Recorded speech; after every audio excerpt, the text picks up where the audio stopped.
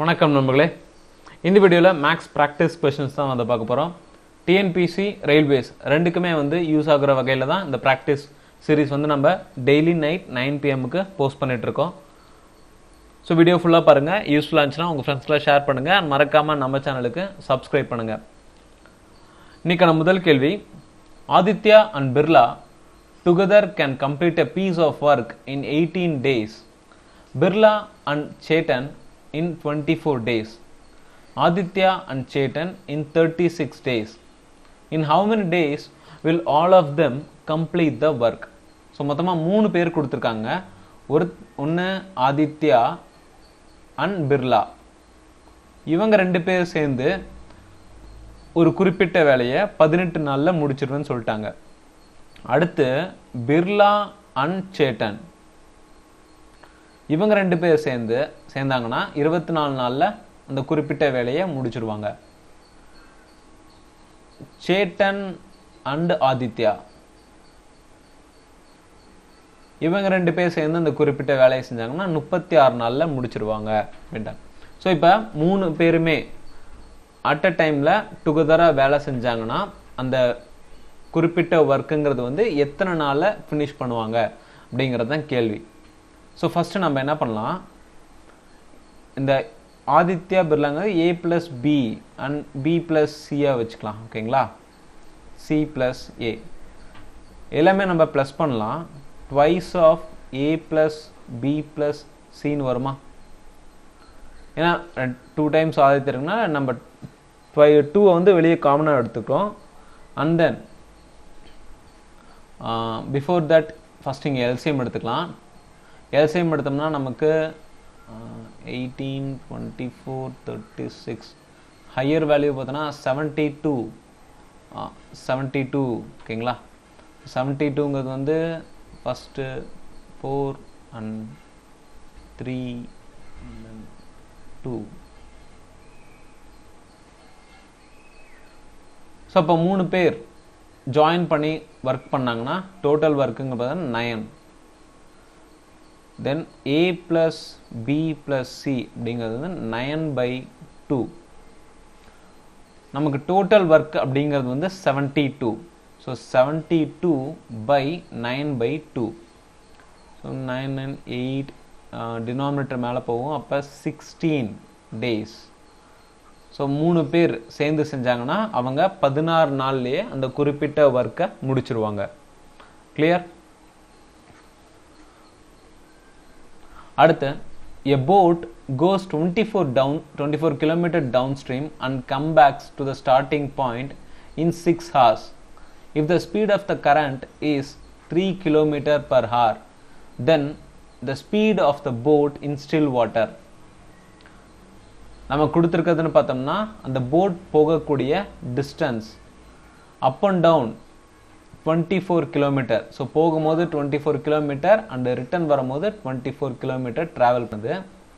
இதில் first down stream and up ஸ்ட்ரீம்னு வச்சுக்கலாம். அப்போ டவுன் ஸ்ட்ரீமில் போகும்போது போட்டோட ஸ்பீடும் கரண்ட்டோட ஸ்பீடும், அதாவது ரிவரோட ஸ்பீடும் ஆட் ஆகுமா? அண்ட் அப் ஸ்ட்ரீமில் போகும்போது போட்டோட speed minus கரண்ட்டோட speedo?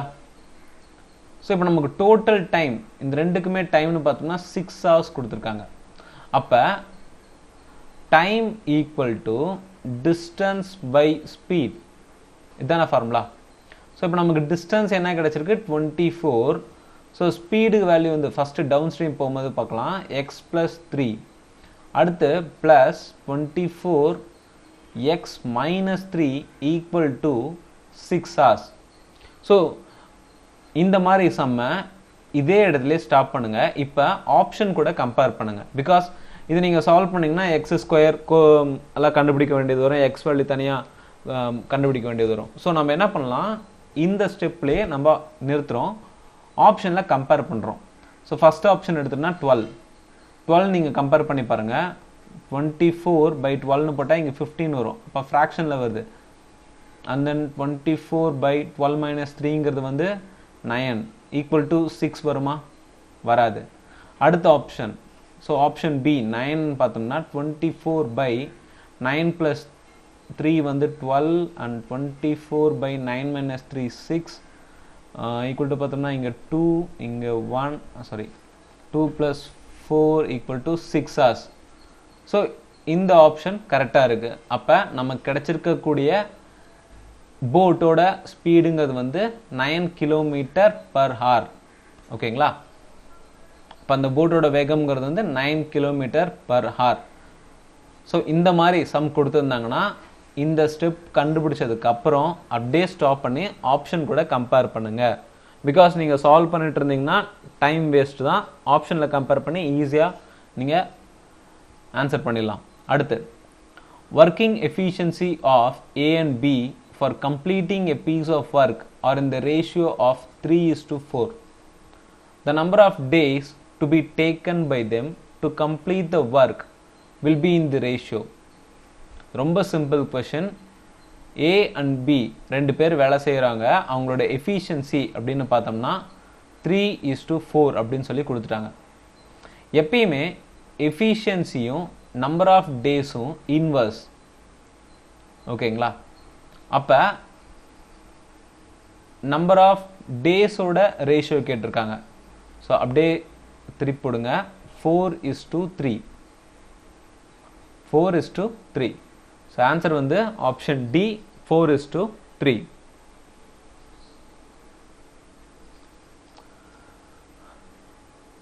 At a certain rate of simple interest, a certain sum of money becomes double itself in 10 years. It will triple itself in how many years? So நமக்கு எஸ்ஏல இந்த question கொடுத்துருக்காங்க. எஸ்ஏல என்ன கொடுத்துருக்காங்கன்னு பார்த்தோம்னா, ஒரு குறிப்பிட்ட principal 10 வருஷத்துக்கு அப்புறம் டபுள் ஆகுது அப்படின்னு சொல்லி கொடுத்துருக்காங்க. அண்ட் தென் அதே எத்தனை வருஷத்துக்கு அப்புறம் சேம் பிரின்சிபல் எத்தனை வருஷத்துக்கு அப்புறம் ட்ரிபிள் ஆகுது அப்படிங்கிறத கண்டுபிடிக்கணும். ஸோ எஸ்ஐயை பொறுத்த வரைக்கும் ஃபார்முலா அப்படின்னு பார்த்தோம்னா, time equal to number of times -1 divided by rate into 100. So இதுதான் வந்து ஃபார்முலாங்க. இந்த மாதிரி எஸ்ஐயில் இந்த மாதிரி சம் கொடுத்துருந்தாங்கன்னா, அதாவது doubles it self, triples it self அப்படின்னு கேட்டிருந்தாங்கன்னா இதுதான் ஃபார்முலா. இப்போ நம்ம என்ன கண்டுபிடிக்கணும்? டைம் தானே கண்டுபிடிக்கணும். ஸோ டைம் ஈக்குவல் டு இந்த நம்பர் ஆஃப் டைமுங்கிறது வந்து ட்ரிபிள் இட் செல்ஃப் சொல்லிட்டாங்க. அப்போ 3 - 1 ஓகேங்களா இன்டூ 100 பை நமக்கு ரேட் தெரியாது. அப்போ ரேட்டுக்கு நம்ம ஃபர்ஸ்ட் கண்டிஷன் டிபெண்ட் பண்ணி ஆகணும். ஸோ ஃபர்ஸ்ட் கண்டிஷனை பொறுத்த வரைக்கும் doubles it self in 10 years. அப்போ ரேட் ஈக்குவல் டு, ஸோ இது சேம் ஃபார்முலா தான். Rate equal to 2 - 1 double times இல்லைங்களா, 2 - 1 இன்டூ 100 பை 10 years. ஸோ இப்போ கால்குலேட் பண்ணும்போது நமக்கு 10% வரும். அப்போ ரேட்டுங்கிறது வந்து 10%. ஸோ சால்வ் பண்ணால் 2 × 100 by 10 equal to 20 years. So அப்போ நமக்கு 3 டைம்ஸாக ட்ரிபிள் த சம்மாக மாறத்துக்கு ஆகக்கூடிய காலம் அப்படின்னு பார்த்தோம்னா 20 வருஷம். ஓகேங்களா? ஸோ எஸ்ஐயை பொறுத்த வரைக்கும் இந்த ஃபார்முலாவை வச்சே நீங்கள் எவ்வளோ டைம் பீரியட் அண்ட் ரேட் அப்படிங்கிறத நீங்கள் கால்குலேட் பண்ணிடலாம். அடுத்து, X's salary is 40% of Y's salary and Y's salary is 25% of Z salary. What percentage of Z salary is X salary? நமக்கு 3 பேர் X, Y, Z. First condition நம்ம எடுத்துக்கலாம். First condition பார்த்தோம்னா X salary is 40% of Y salary.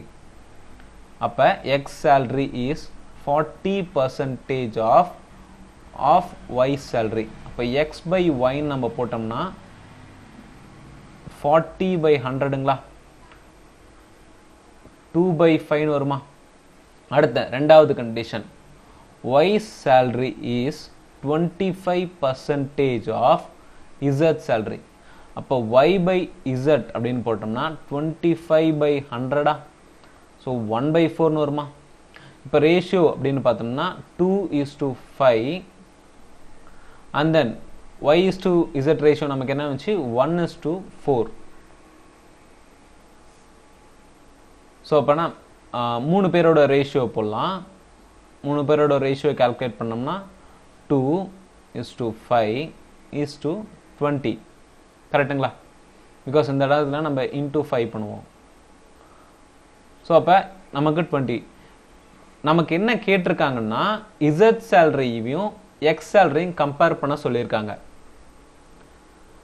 So எக்ஸோட சேலரிங்கிறது வந்து Z வாங்கக்கூடிய சேலரியில் எவ்வளவு percentage அப்படின்னு சொல்லி கேட்டிருக்காங்க. ஸோ இப்போ நம்ம ரேஷியோவே கம்பேர் பண்ணிக்கலாம். ரேஷியோவில் பார்த்தோம்னா இசட் வந்து 2, பட் சாரி இசட்டோட வேல்யூங்கிறது வந்து 20, எக்ஸோட வேல்யூங்கிறது வந்து 2. அப்போ இந்த 20ல் எத்தனை பர்சன்டேஜ்? 2/20 இன்ட்டு 100 போடுமா? ஸோ அப்போ நமக்கு வேல்யூ வந்து 10% ஒன்றுமா? ஆர் சிம்பிளாக வந்து 20ல் 10% அப்படிங்கிறது 2. நமக்கு பார்த்தோன்னே தெரியும். நீங்கள் இந்த ஸ்டெப் போகணுன்னு கூட அவசியம் இல்லை. சும்மா வேறு ஏதாவது சம்ஸ் கொடுத்துருந்தாங்கன்னா இந்த ஸ்டெப் இந்த மாதிரி தான் போயாகணும். So answer is 10%. இப்போ எக்ஸோட சேலரிங்கிறது வந்து இசட்டோட சேலரி கம்பேர் பண்ணோம்னா எக்ஸ் வந்து 10% ஆஃப் இசட் சேலரி தான் வாங்குறான். கிளியர்? ஸோ சம்ஸ்லாம் யூஸ்ஃபுல்லாக இருந்துச்சுன்னா நம்ம சேனலுக்கு சப்ஸ்கிரைப் பண்ணுங்கள். எந்த ஒரு கருத்துக்கள் இருந்தாலும் கீழே கமெண்ட் செக்ஷனில் சொல்லுங்கள். தேங்க்யூ ஃபார் வாட்சிங்.